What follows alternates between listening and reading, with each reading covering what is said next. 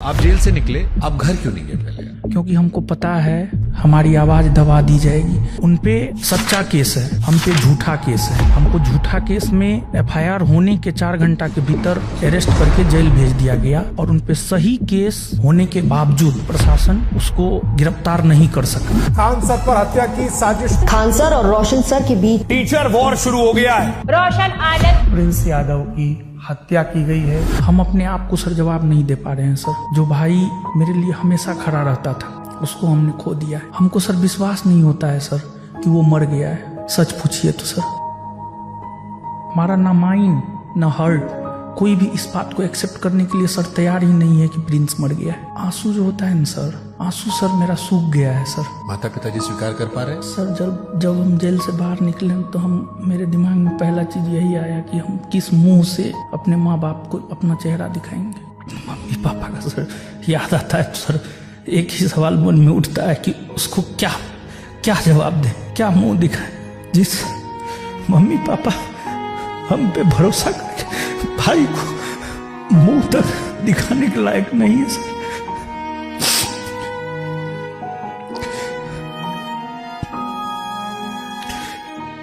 Khan sir के ज्यादातर चाहने वालों का यह कहना है कि रोशन आनंद सर जेल इसलिए रह गए क्योंकि उनके ऊपर पहले से कुछ क्रिमिनल केसेस थे। उन्हें जमानत 24 घंटे मिल जाती, उनका जो बैकग्राउंड था उसकी वजह से वो लंबा रह गए। यहाँ पर प्रशासन का फिर से सर दोहरा चरित्र देखिए। जिस आंदोलन में हम गए हैं वो भी गए हैं, लेकिन उनके ऊपर केस नहीं, हमारे ऊपर केस। अगर गोली कांड की बात नहीं आती तो फिर हमारी अरेस्टिंग नहीं होती सर। 13 तारीख को हमारे भाई की मृत्यु हुई। 15 को जब हमारे बेल पर सुनवाई हो रही थी उन्होंने अपने वकील के जरिए पुरजोर विरोध किया। उनका कहना है कि हमारी वजह से ये निकल कर आए हैं बाहर सर, वरना इनके वकील जो थे वो इतने कमजोर थे कि शायद ये कुछ दिन और अंदर नहीं सर। खान सर ने अपने ऑफिसर से भी कहवा दिया था कि उनके भाई की मृत्यु हो गई है, अब समाज अपोज उस तरह से नहीं कीजिएगा, इसलिए बहुत कम ही अपोज किया गया। आपको जमानत इसलिए भी नहीं मिल रही थी क्योंकि आपके वकील के ऊपर किसी महिला से दुष्कर्म के आरोप लगे थे।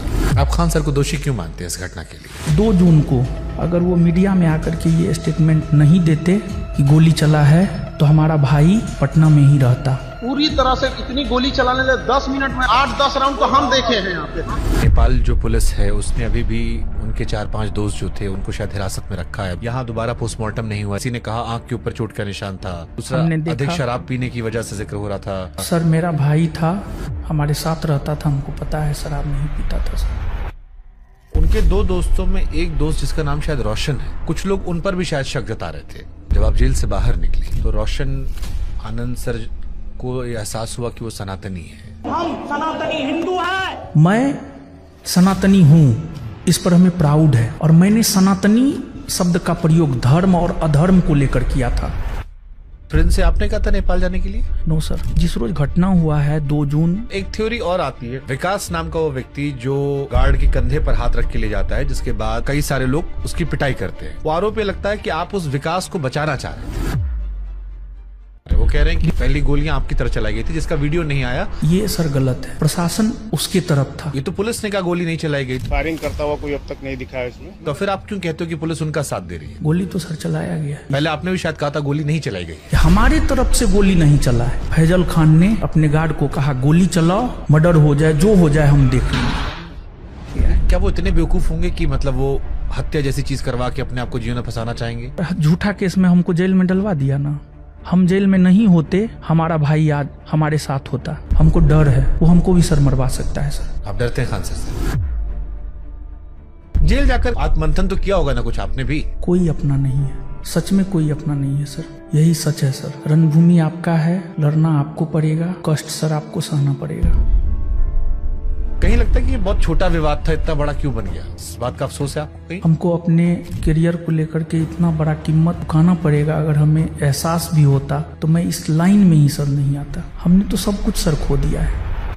अगर नेपाल वाली घटना में उनका नाम नहीं आता है और वो मानवीय आधार पर आपसे माफी मांगते हैं कि साथ मिलकर ठीक करते हैं सब कुछ, क्या आप तैयार होंगे? हमारा सब कुछ उजड़ ही गया सर, अब माफी का क्या कोई मतलब नहीं है सर। दुनिया जो भी माने, लेकिन हम इस घटना का दोषी फैजल खान, डॉक्टर रामाशंकर प्रसाद और सावित्री कंप्यूटर के मालिक को मानते हैं सर।